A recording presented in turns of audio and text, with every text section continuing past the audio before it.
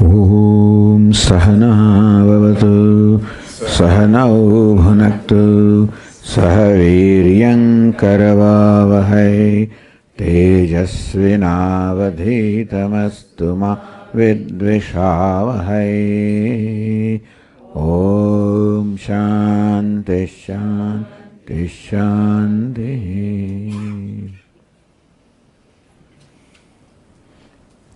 So we have some questions here.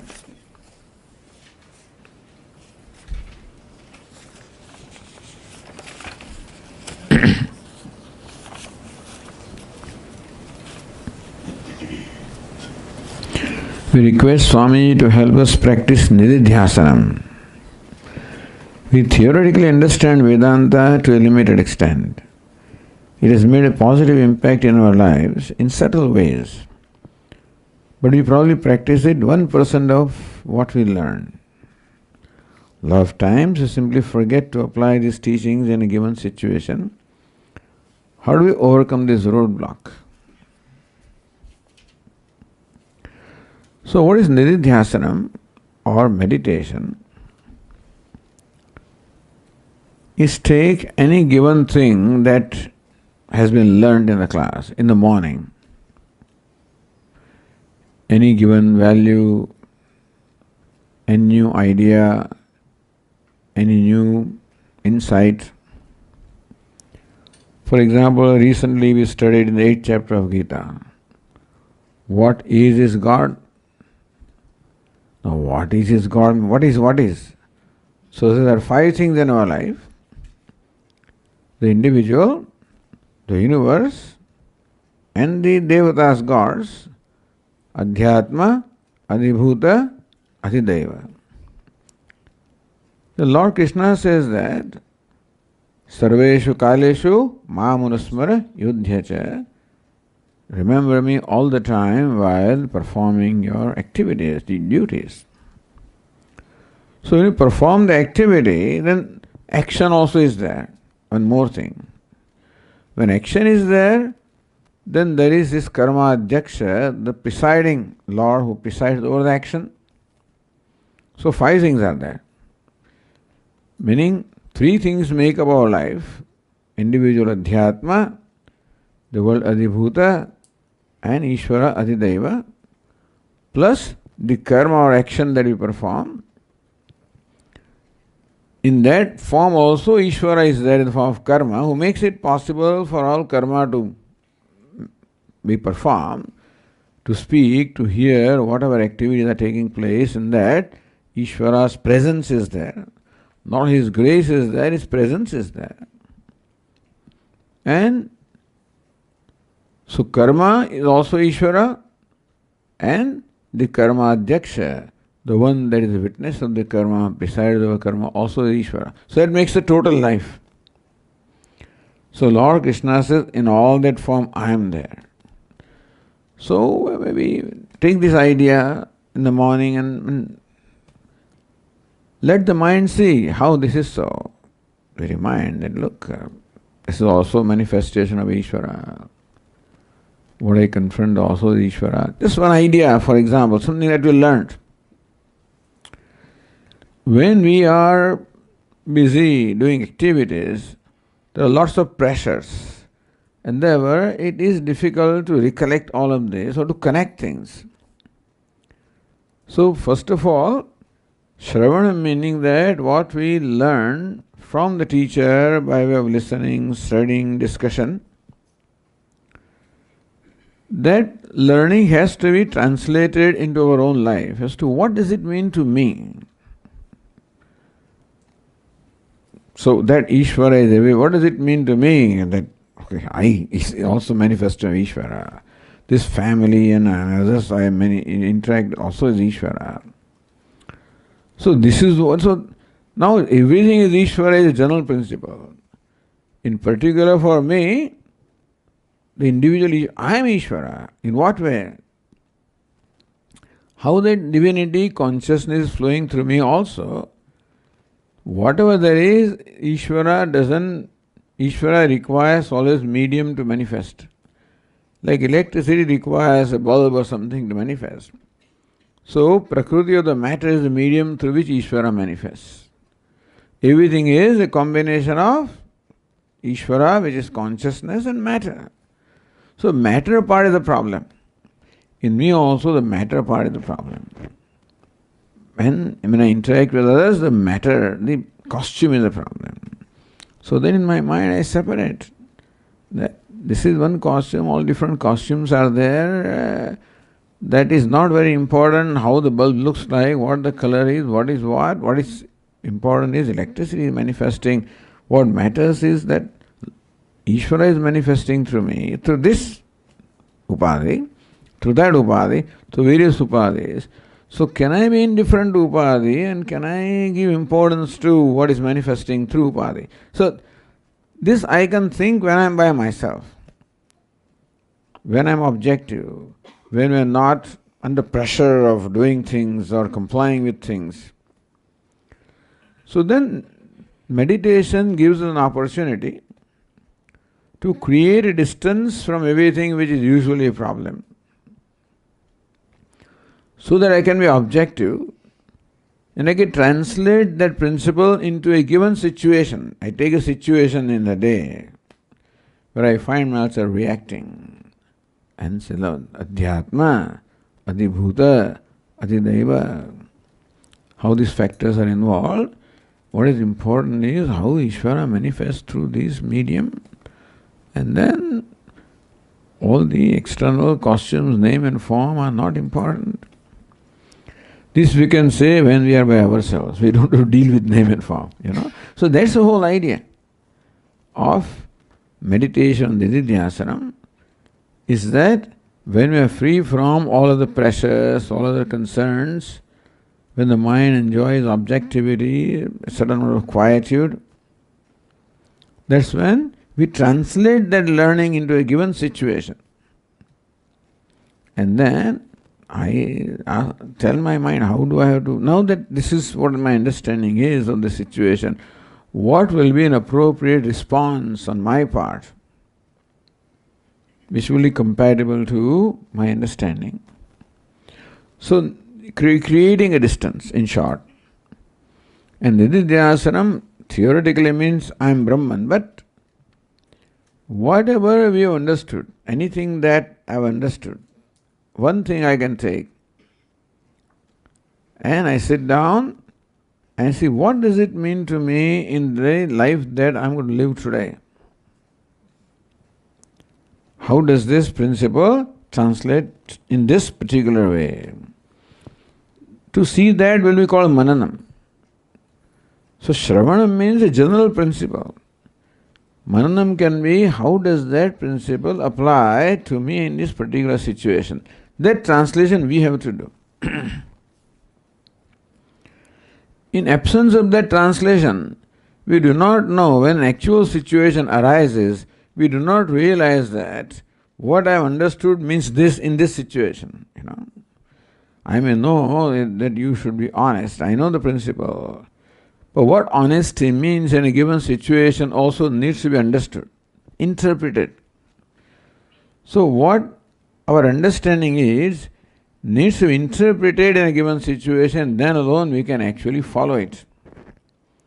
So we have to learn to interpret, and you can do that while this meditation in a given situation. What does it mean? And in that case, what does it mean that everything is Ishvara? What would be a compatible approach or response in keeping with that? Whatever my understanding is, it may not be perfect, but still, when I create distance like this, it's going much better than what I would think when I am in the heat of the situation. And so it's a good idea to take out some time and bring in whatever we have understood from your Gita Vichara Guru, from a class, from whatever, something. In that way, it helps always to make some notes, something, some good points, which has given us some insight, which has been inspiring.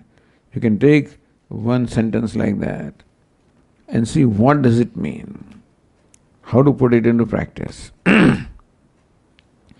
We will teach ourselves that part. So, we get in the class general principle. That general principle must be translated to a particular situation called interpretation. That's what we learn in engineering, medicine, all general principles.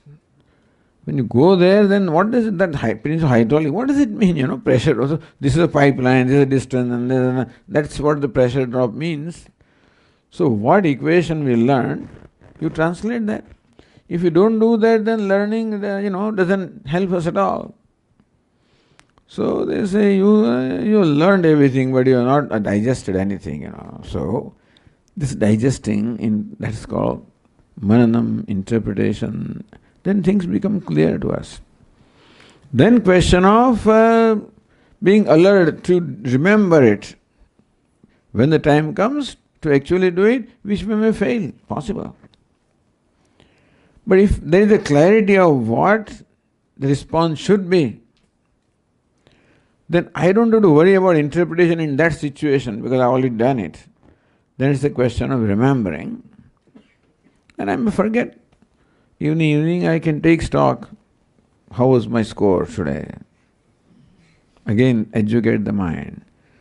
So constantly educating the mind in terms of understanding what we study in the class, and alertly, once understanding is there, then putting into practice requires only alertness.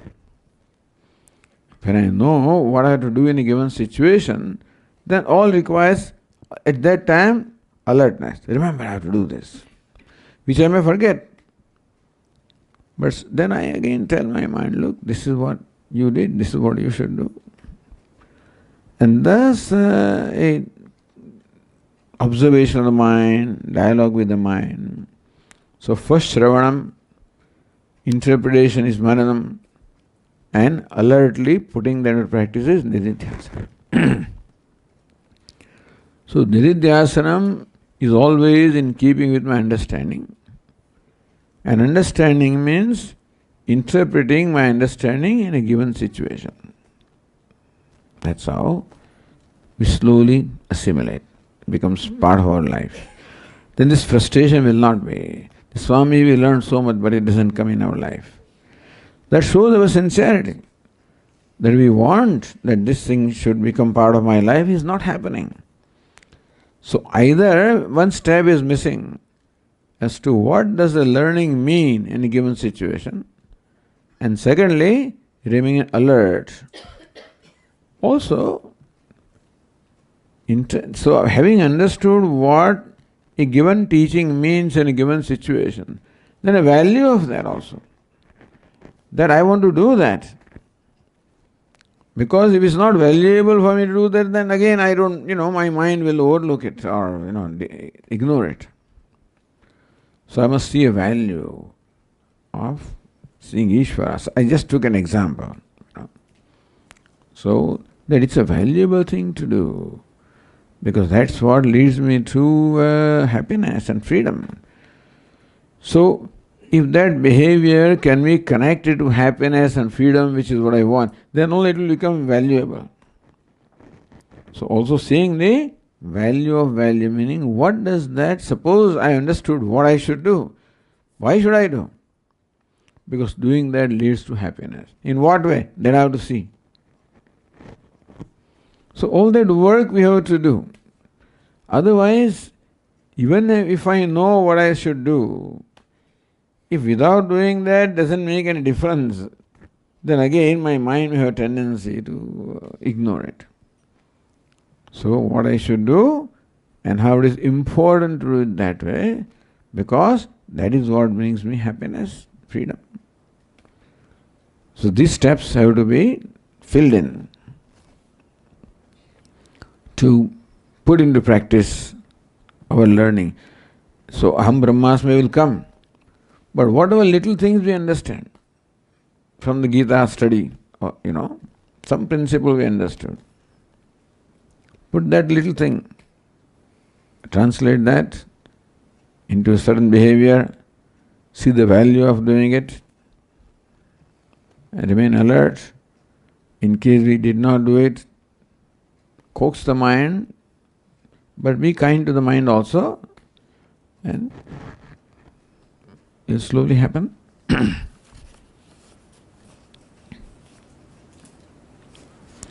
The example of rope and snake is very easy to understand.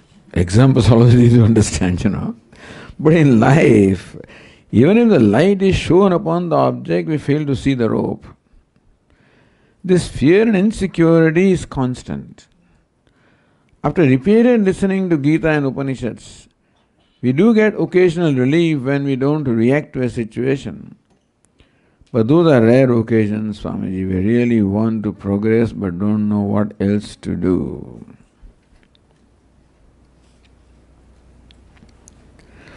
Again, we come back to essentially what we discussed. In life, even if the light is shown upon the object, we fail to see the rope. So even though we have understood in principle, what it means in practice may not be clear. If it becomes clear, then its value may not be clear. If value becomes clear, then I may not be alert. So first step is understanding Shravanam, translating into actual behavior in my life. Thirdly, seeing the value of doing that. And fourthly, alertly putting into practice. It will come. You see, sometimes we don't know when things are not, it's a lack of clarity also which is often a problem. What is meant by lack of clarity is, what does the teaching mean to me? That clarity is sometimes not there. I am Brahman. What does it mean? Brahman means, so again, when I have leisure, when I have distance, when I am not under pressure. I'm Brahman, what does it mean? Brahman means I am complete. There is no lack, no want in me. Not supposed to be anyway, even if I feel. So then, what kind of behavior do I have which is all born of lack and want? I can see in a given day. Because reaction comes when I look upon myself as a lacking, wanting, needy person. And when need is threatened, then I react. So more I make my mind see, hey, this need is imagined. The lack and want is something that you are imagining. You're superimposing on yourself. And so it is, don't give reality. I feel lacking, but don't give reality to that. This I can do when I am by myself. How I feel lacking and wanting and insecure. But how I realize that I'm not supposed to be insecure because I'm Brahman. So even though what I Brahman means may not be, I don't feel it that way. But if the teaching is that I am Brahman, then insecurity is no place there. So that I can make my mind see that you are habitually feeling insecure. It's a habitual problem. Feeling insecure, lacking, wanting, etc. So we spot that pattern of the mind. So how habitually we are doing things. So then this new understanding is to be injected to try to affect, influence that habit. And so again, it is clarity of our knowledge in terms of what it means to me in my life. 10th man story is fine. Rope and snake, all principles are fine. What is rope and snake in my life? Rope means I am Brahman. Snake means I am insecure. You follow? What is snake is superimposition upon rope. So upon I, who is Brahman, which means Purna or whole or complete, how habitually I keep on superimposing incompleteness upon myself. Because a lack and want is when I see myself incomplete being. But Swami, that's how I feel. Even if you feel, you know that it is wrong. I feel, Swamiji, I am lacking, wanting. But from Vedanta we know that it is wrong. I should not have been feeling, but I still feel. Okay, I feel all right. But should I give reality to that feeling? If I give reality and I always, I behave based on insecurity, that will never go. So I tell my mind, look, what is snake? Feeling insecure is snake. That I am Brahman is a rope. And therefore don't give reality to the snake. Don't give reality to your lack or want or insecurity. This I can say when I am in a safe space, not under, under any pressure. When pressure comes, mind may forget because of the old habit. But what is nididhyasana means changing the habit. So old patterns of thinking, old patterns of conclusion, which bring about the pattern of reaction. So I call it reaction. You can call it reaction, but really speaking, that so-called reaction also is based on an understanding, which I have been carrying habitually for a long time. So, when I react, who is reacting? A lacking person, wanting person, insecure person, who is I can see. And I tell my mind, see, this is snake. This superimposition. So don't give reality. Even if you feel insecure, don't give reality. And so, thus we keep educating the mind when we are doing nididhyasana. And when the time comes, otherly, you may not happen, the habit may take over, doesn't matter. Do it again. Because as we said, habit, if you remove H, then A bit remains. You remove A, then B remains. Remove B, then it remains. Habit is hard to go. That's all right. But because we have been doing something for all this time, it won't go away right away. New habit has to be created. Habit can go by creating new habits. And so, that is nididhyasanam, which brings about changing our habitual patterns. But when this is not done, then we keep on being frustrated. Swami, nothing is happening. I've been listening to Vedanta for so many years. Things are happening, but we don't give credit to ourselves also. Sometimes we are rather too hard on ourselves also. But in any case, when we deliberately do this thing, this is most practical nididhyasanam. Aham Brahmasmi will come someday. But what is nididhyasanam is gaining clarity, whatever I have understood on that day. Make it, from every session, note down 2, 3, 4 points which I have understood. Make them as a basis now of trying to modify or change my habitual pattern of thinking, of reaction. So that's showing the light to that snake. That yes, this is insecurity, this reaction came from that. That is a snake. What's the rope? Security is my nature, that's the rope. What would that mean? Suppose I felt that way, what would it mean in terms of my response? It would have been like this. Then I tell the mind, do that. So constantly working with our mind to change, but mind will not change, it will next coaxing, cajoling, patience. And deep-rooted habits will take time to go. So we should not get frustrated, should not get disappointed, should not start judging and branding ourselves, but patiently keep doing this work. After all, you do this professionally, you do that. In profession, in our life, we have to do that. Creating a new habit. New software has come, so always calls for change. Change is always difficult. Old people change, old-fashioned. Swamiji, your computers, do this and that. See, from here, see these 3 dots. Now press this. By the time I forgot, 16 things are required, for you to. So you don't expect me to do this. That little one does it right away. Now three dots, yes. Now push this one, okay. Now press. I will have to write a whole essay, for me to remember. So it is true that changing the culture takes time.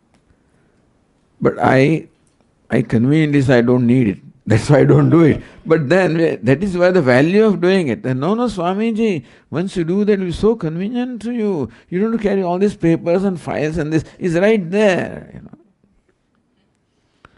But I always believe I'm comfortable with paper. Although I'm carrying things, I can't find them, Swami. See, you can't find it. You have to file them properly, etc. It's all there.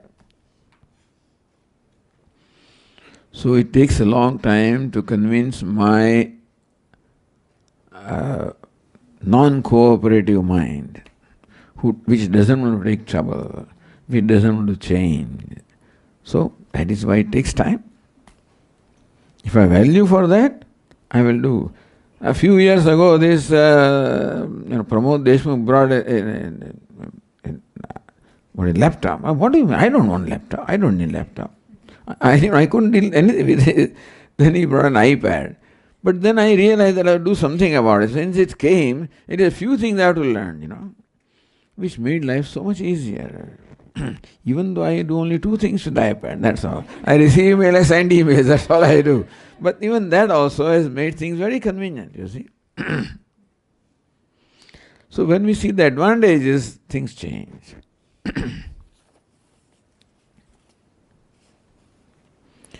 Based on Swamiji's observation of us, the Grihastha's behaviors, can Swamiji advise us on 2 or 3 common improvements across the board that we all can do in our lives? That's what we talked about. So, on 2 or 3 common improvements across the board.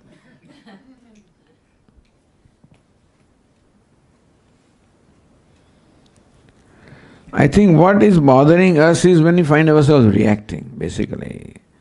What makes us frustrated is when we react, because we know that it is not right. When we did not know, we merely went ahead and reacted and everything was okay. But now that we know, it is pain twice. Reacting is a pain, and then regretting the reacting is another pain.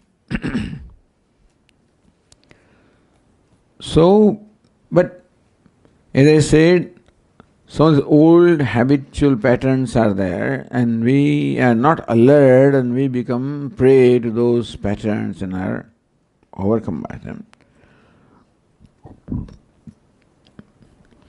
If question comes later on, we will talk about 1 or 2 things.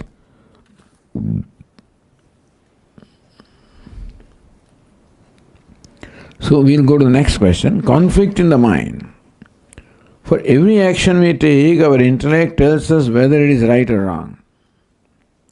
If we take an extra laddu or a vada, the intellect tells us that we are overeating. If we kill an insect, there is a conflict in us since we are killing a living being. The mind ignores the intellect and we still do things. But we listen to our intellect on much bigger issues though. If we don't steal, don't cheat, etc., then there are some grey areas where we are not sure if it is right or wrong. But there is tremendous conflict within us. So can we conclude that whenever there is a conflict, the mind is ignoring the intellect and we end up doing something wrong? Something wrong or something habitual, put it this way. It is true that now these are also this kind of temptations are there. The example of a laddu or vada, etc. And other things also may be there.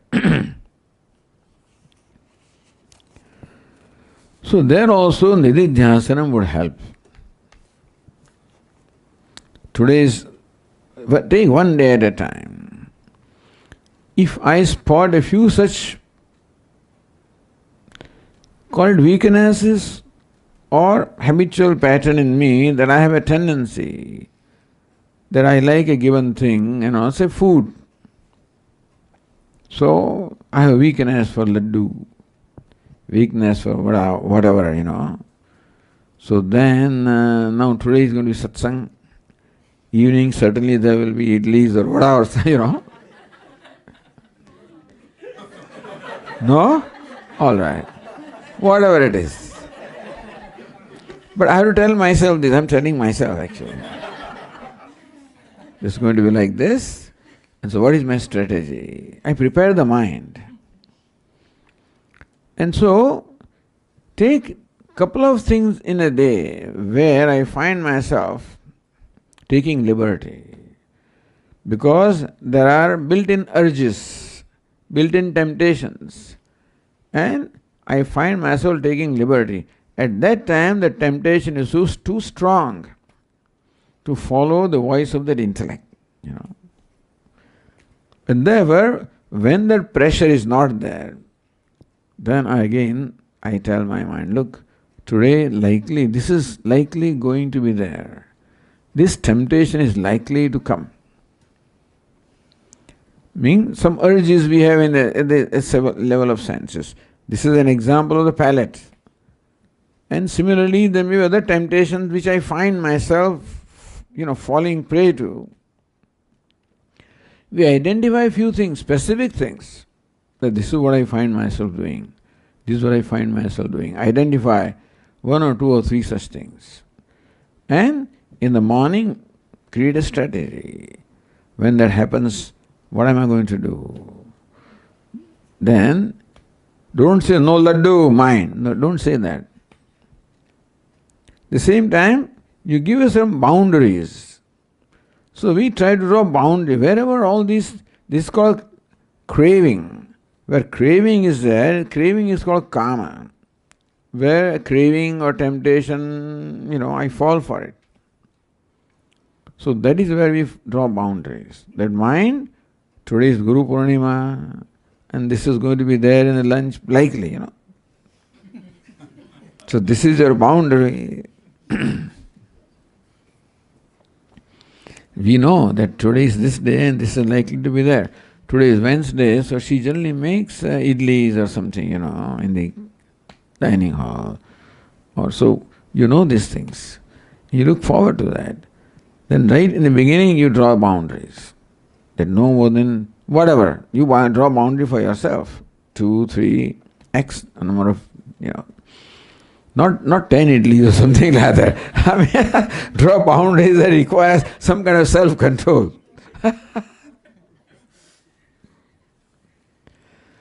So thus, these temptations can be overcome by first recognizing those common temptations that we fall for. In our case, specific case. And we cannot deprive the mind of something right away. So we do not deprive the mind. At the same time, we do not want the mind to indulge also. So draw a boundary. It's not total starvation or not total stuffing or overeating, or eating, whatever the case is. In other areas also it may be there. In my case only eating. Other areas are, but then in the day-to-day life, there may be other areas also where temptation may force me to cross the lines, boundaries. So recognizing the small things, big things we don't do, Swamiji, that is true.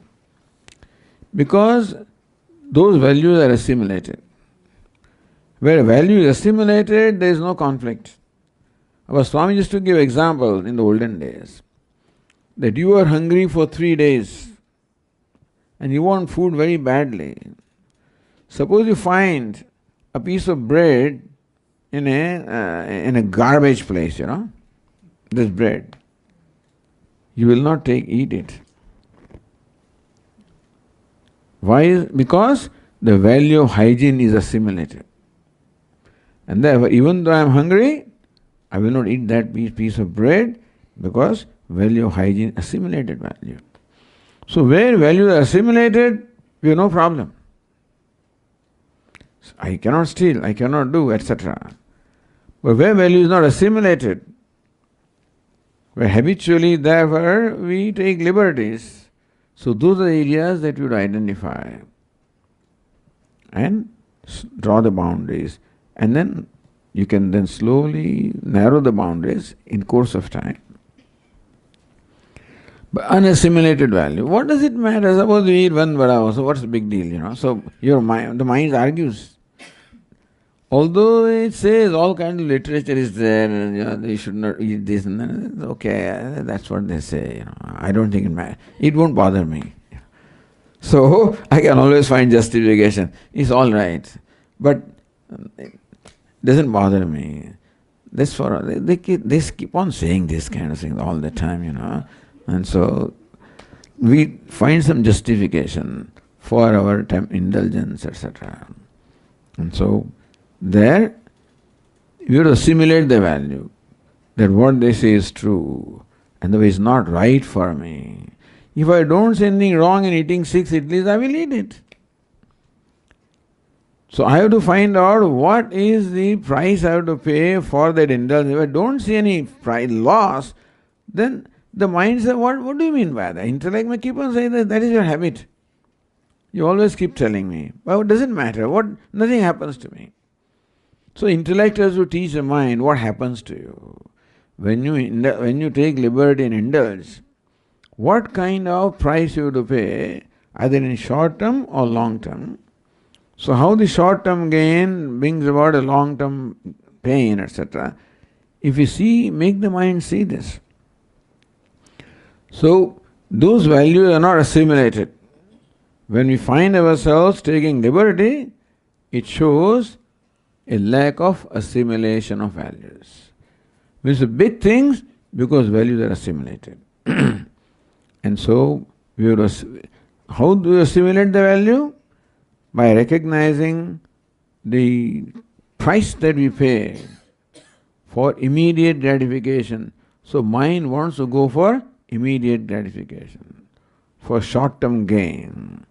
Then you have to make it see the long-term pain or the cost involved in that easy gratification. And you do it again and again. So, therefore, unassimilated values do this, then we feel guilty. Then when intellect takes over, then it says, I did something wrong. But intellect did not do it, it's mind that does, habitual mind. Basically, we live in a habitual way. Our habitual mind always is what lives a life. So intellect doesn't live life, mind lives life. What is mind? Habitual faculty. And therefore, to change the existing habit, it takes time. That intellect has to keep on telling the mind. When mind is ready to listen, at that time don't listen. So even while communicating with children also, sometimes we tell them. So he doesn't listen to me. I said, find a time when he is in a mood to listen. Sometimes. Because when things are happening, when you say that, he's going to resist, because already the person has decided what it wants to do. Not available for communication. But when that pressure is not there, and when person is available for communication, that time you raise this issue. Then even the person may be available for listening also. Then you can reason. Similarly, when mind is not, no temptation is there, no pressure is there, that time you can talk to the mind. Look, this is what happens when you do this, and see, this is the price you pay, etc., etc. It may even give you some lip service, it may still do that. Again you do that. So changing habit is going to take time. And thus we have to have the perseverance to do that. Provided there is a value. Because it creates conflict later on. That means I have value. But not an assimilated value. So conflict or guilt means that I have value. It also means that the value is not assimilated. So assimilation is required.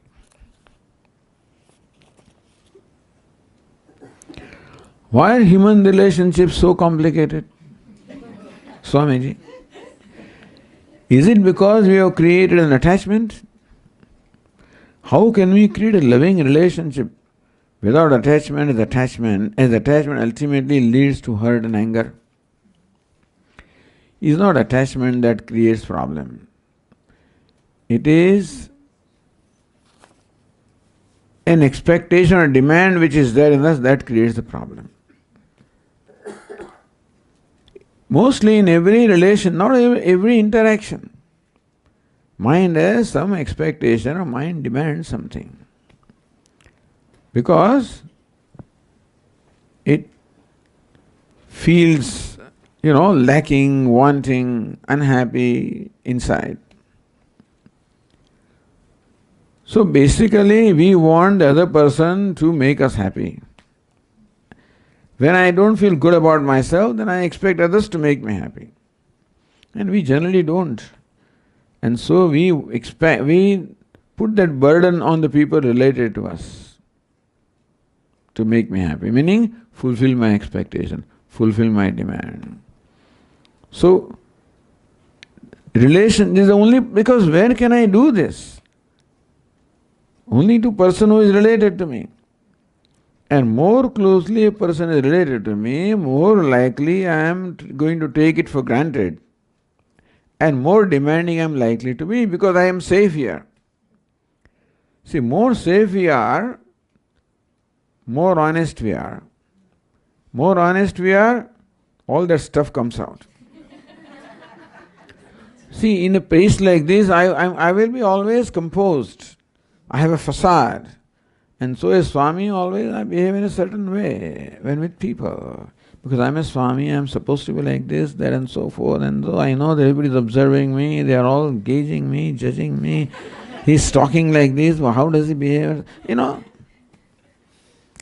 And so I'm aware of that.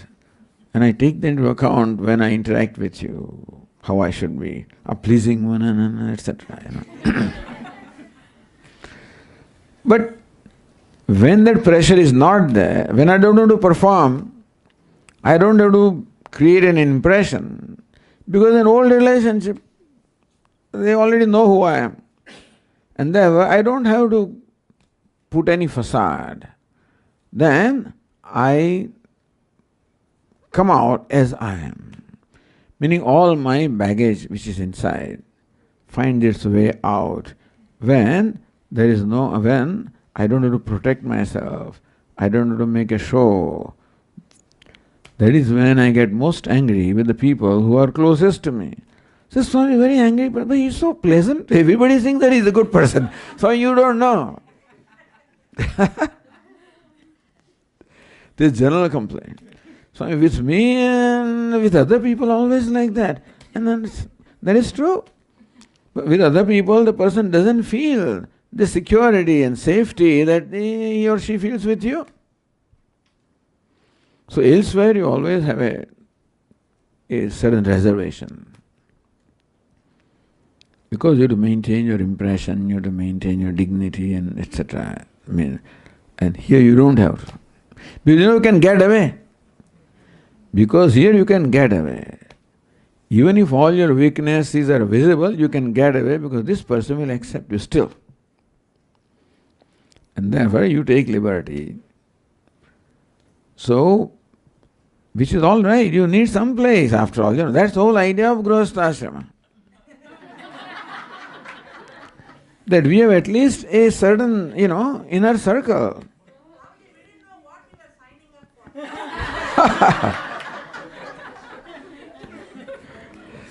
Nobody knows, I tell you. And when you sign up at that time, things are all right. You do not know how things are going to change, that graph. Because person always changes. And you find that the looks also change after 10 years. Is it right? I didn't get I didn't sign up for this, you feel, Everything changes.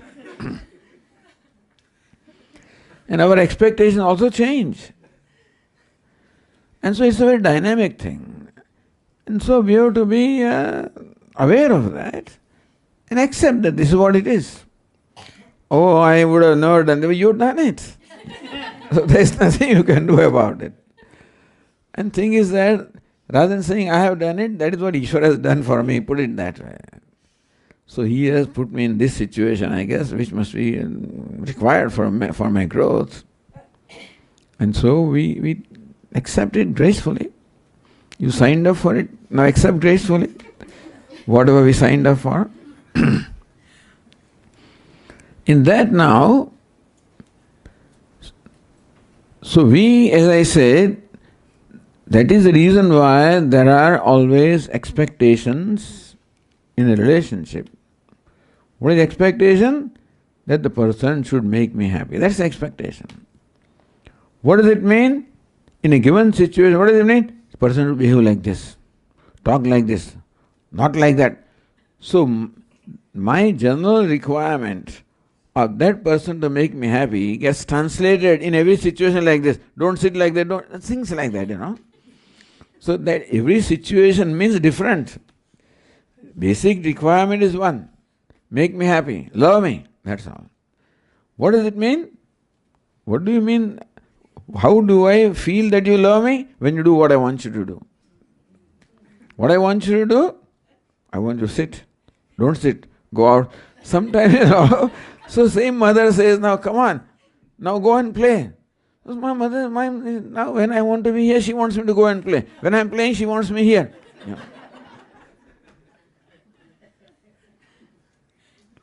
So that is how the mind is. What mother wants is, make me happy. Don't be here, come on now, don't be here, go and play. Because you are irritating me. I'm feeling lonely, come and sit with me, So it depends on how I feel, my expectations like this change. But basic expectation is, make me happy, love me. Because I cannot make myself happy. Because I do not love myself. Therefore I want the world to love me. And therefore, where I can take liberty, I take. With others I don't, so we always have a facade, maintain that. So why the only complication in relationship is this? So that you should make me happy has a different definition. That is why a person doesn't know what should I do. Right now, make me happy means sit in a certain way, listen to me in this way, etc. After then I have dinner, that may change, Why don't you come and sit with me? Go on, join it. I'm alone eating, so I want them to join. And then we're talking too much, talking, you don't even talk to me, how expectations keep on changing in every situation. So person doesn't know what to do. How to make this person happy? Because every time the definition changes. The expectation is common, constant. But what it means in a given situation always changes. If the other person has understood us well, then they will do that. In which case it's much easier.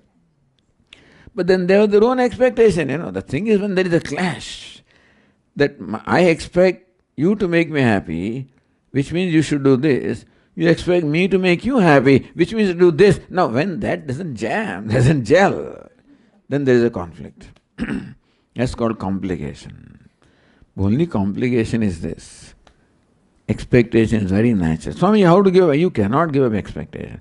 Unless, the only way the expectation will reduce is as we grow. What is meant by growth is that we develop more and more comfort with ourselves. Then we become less and less demanding. Otherwise you cannot give up demand. Happiness is a requirement. It's like, you're hungry, you need food. So I need to be happy. And if I cannot make myself happy, I'm going to demand happiness from others. Why did you get married to me? They do this now. So something like that.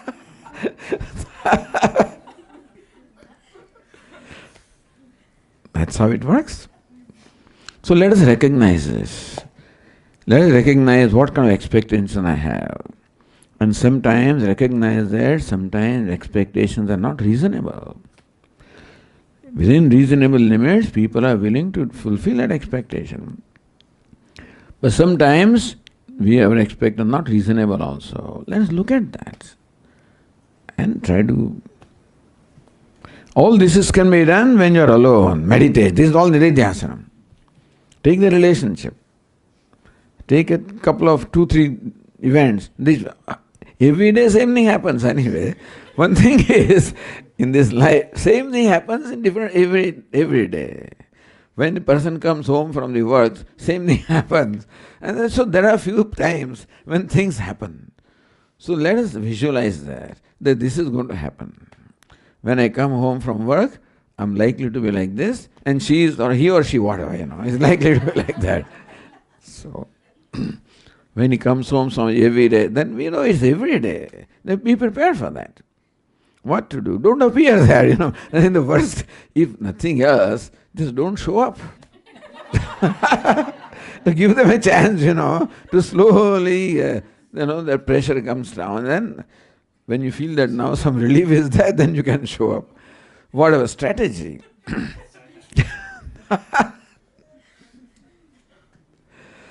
But when we have created distance objectively, then we will be able to decide a strategy of what to do in a given situation. What we are doing creates this kind of difficulties or this kind of Our relation is complicated. There is no complication. Only complication, I am not a happy person, that's all. Other person also is not happy. Two unhappy persons relating to each other, each one expects other to make happy. And that also changes what is meant by that. And so nobody can keep track of this kind of thing, And so let us understand, let us be sympathetic to others and to ourselves also. Basic need. The need is there. Why are you like this? But everybody is like that only. In varying measure, you see. So let us be sympathetic to others for that need, because ignorance creates that need. What can you do? Otherwise I am Brahman. There is no need really. If I knew what I am, there would be no need. But that will happen someday. So thus recognizing expectation and asking myself, can I drop that expectation? One expectation at a day, that is a project. Every day, can I let go one expectation? There are thousands, but one goes, second goes. Swamiji, countless, doesn't matter. One at a time, one at a time. So, but we will feel good. If we even give up one expectation, that's a victory. I will feel good about myself. Oh, I could give up that much.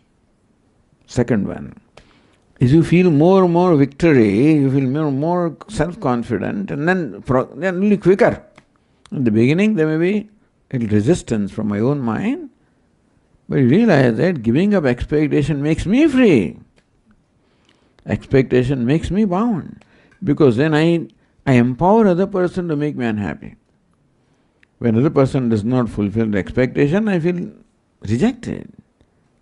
I feel they don't care for me. I feel rejected, unhappy, frustrated.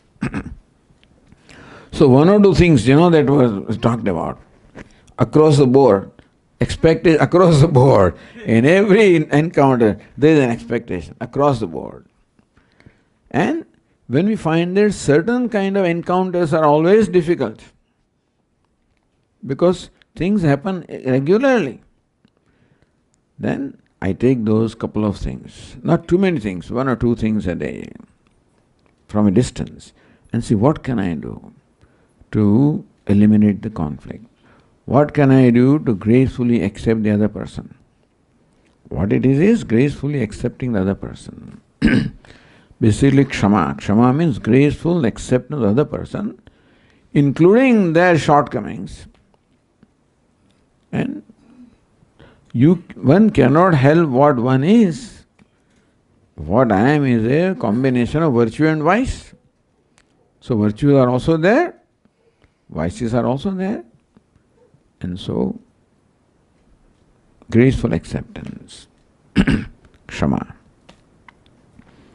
is letting go of our expectations and demands, which means accepting the person as the person is. So this applies to everybody, to every relationship. And start with the closest relationship, which most difficult is the closest relationship. Easier is a little distant relationship. Maybe you can start that way, with neighbor and stuff like that, So where encounter easier to deal with. These are difficult cases you can leave for later. But where the easier cases are there.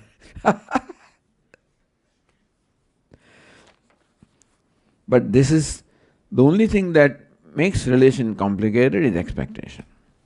And it is going to be there. So the expectation will automatically drop. Number one, by preparing ourselves for acceptance of the person. And number two, when our raga dveshas go, the extent to which I am happy with myself, to that extent, my expectation of happiness naturally go down. There is no other way to become free from expectation other than growing. It is because expectations are in the mind, and mind always needs that happiness, and we have to provide the mind that, which we try to do by all kinds of distractions, but inside that remains the same. And so prayers, listening, meditation like this, and giving up one expectation, then mind feels that I can do something, feels good about it. So feel good about me means happy with myself. And that way we progress. We hear that these three items should be avoided in food. One is the hing, means what is it in English? Asafoetida. And onions and garlic. So onion and garlic we avoid, but what about this hing, asafoetida? Why is it also, why do they ask you to avoid that? I don't know, why do they ask? I don't know how to find out, But I guess basically what they want is give up substances which have strong smell. And so, what is it? Yatayamam, gatarasam, puti paryushitam chat. Puti means I think that which is smelling, strong smelling. So garlic is like that, onion is like that, this asafoetida also is like that, I guess. That may be the reason why that it has an effect on the mind. But all this does not go well with Ayurveda, by the way. Meaning you find Ayurveda wants you to eat these things because that's good for the gross body. The prescription are for the subtle body. So what we are asked to avoid eating is for the mind, not necessarily for the body. So sometimes what is good for the body is not for the mind, good for the mind. But then we have to see if there is a strong need for the body in terms of its health, then we may have to do that. For example, garlic there's a whole book written on the king garlic. What all amazing effect it has on this body. And now people live in garlic, have been able to avoid all kinds of diseases, etc. So these things, so if you feel that now some ailment which I have can only be removed by that, then as medicine, we can definitely take it. Because after all, the gross body gives problem, then the mind also has a problem. So exceptions can be there if health is concerned. When it comes to the palate, then we can avoid that. When it comes to health, when we genuinely believe that for the purpose of health this is required, then you may take it as a medicine. I guess it should be all right.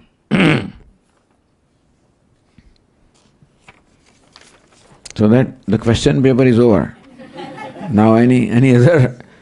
See, these are all question paper without options. In India, out of 6, we have to only answer 4. But here 6 out of 6.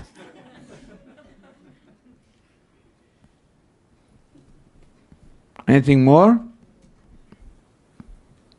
Swamiji, when you are practicing Viditatmananda, you go out of body mind or you stay in the body mind level itself? No, it's not a matter of going out of body mind. It's a matter of concentrating in something. It's not so much going out of the body, it is becoming free from the awareness of the body. It's not going out of the body. Becoming free from awareness or identification of the body. That automatically happens when we focus our mind on something more important.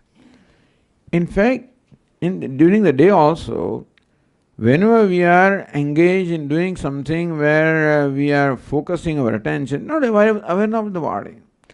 So very often we are not aware of the... Right now we are not aware of the body also. When you're listening to this and then listening with care and thinking about it, you're not aware of the body also. So, whenever we focus attention on something, more focused we are, less aware we are of the other things. And so, being aware of a given thing, more and more focused, that is the meditation. And therefore, you choose something which interests the mind, then mind will have incentive to focus on that. Then automatically it will give up its attention to other things. Because mind likes to think of or focus on something that it is happy with or which is important to it. If it is not happy, important. This is important to me. Whether you like mathematics or not is important. So you do this. During your student days, you don't like so many things. But you have to appear for the test and you get this kind of important. Then also you make your mind do things. So either because mind likes it, so it wants to do it, or it is important, therefore also it will do. But in short, in any kind of meditation, whenever the mind focuses on anything, at that time it is free from the awareness of other things. It's not so much going out of the body, it is becoming free from the awareness of the body or identification of the body.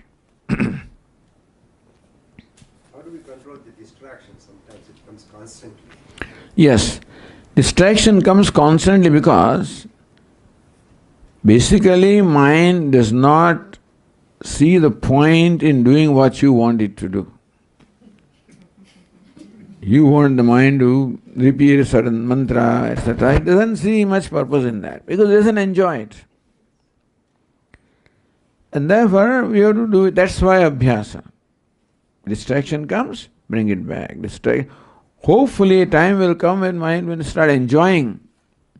Then distraction will be less. But this is so freedom from raga here and creating raga into this. That is the real challenge. When we are doing japa, the japa goes on and the mind does two things. How it's possible, Swami? Yes, japa goes on, it has become a habit now. It goes on in one part of the mind.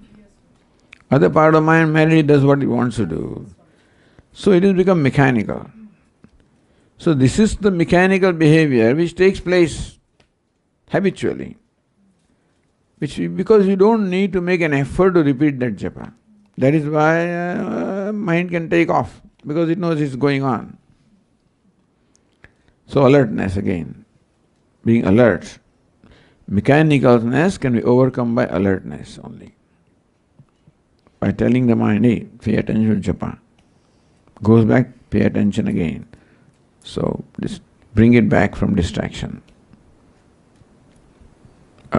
Abhyas kaunteya vairagyana cha gruhyate. Abhyas.